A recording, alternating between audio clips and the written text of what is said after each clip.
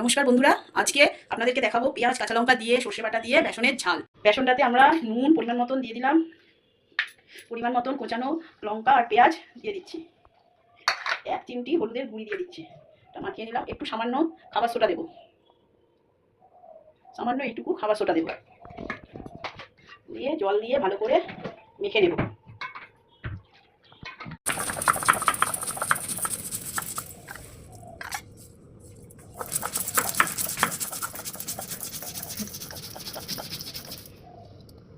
কড়াটা জ্বালিয়ে নিলাম, কড়াটা এবার একটু ভালো করে গরম করে নেব। কড়াটা গরম হয়ে গেছে, এবার আমরা তেল দিয়ে দিচ্ছি, তেলটা ভালো করে গরম হোক। তেলটা গরম হয়ে গেছে, এবার আমরা বেসনের বড়াগুলোকে তেলের মধ্যে দিয়ে দিচ্ছি। দিকটা লাল হয়ে গেছে, এবার উল্টো দিকটা আমরা লাল করে ভেজে নিচ্ছি।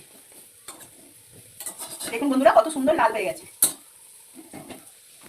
দেখুন বন্ধুরা কেমন লাল হয়ে গেছে। খুব বেশি কড়া করবে না, খুব বেশি কড়া হলে আবার রস ঢুকবে না। এরকম করে তুলে দিচ্ছি। বড়গুলো আগে ভেজে তুলে নিলাম, এবার তেলটা দিয়ে দিচ্ছি।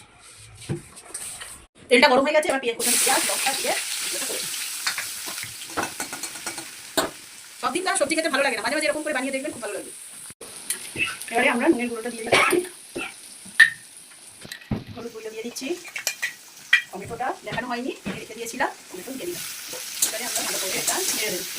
সেটা ভালো করে ছিঁড়ে বেটে নিলাম, দেখলেন কাঁচা লঙ্কা দিয়ে, পাকা কাঁচা লঙ্কা দিয়ে। এবারে আমরা এটা দিয়ে দিচ্ছি, পরিমাণ মতন দিয়ে দিচ্ছি। কাঁচা লঙ্কা দিয়েছিলাম কালার হওয়ার জন্য, একটু কাশ্মীরি লঙ্কার গুঁড়ো দিয়ে দিচ্ছি।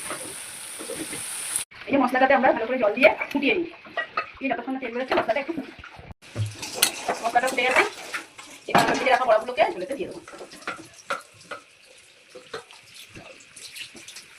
বড়াগুলো দিয়ে দিলাম, দিয়ে এবারে আমরা জল দিয়ে সেদ্ধ করে নিই বড়াগুলো। বড়াগুলো কেমন সিদ্ধ হয়ে গেছে দেখুন বন্ধুরা, বড়াগুলো সেদ্ধ হয়ে গেছে। আমরা এবার নামিয়ে নেবো, একটু ঝোল ঝোল না নামালে এগুলো রসটা টেনে নেবে। বড়াটা আমরা এবার নামিয়ে দিচ্ছি।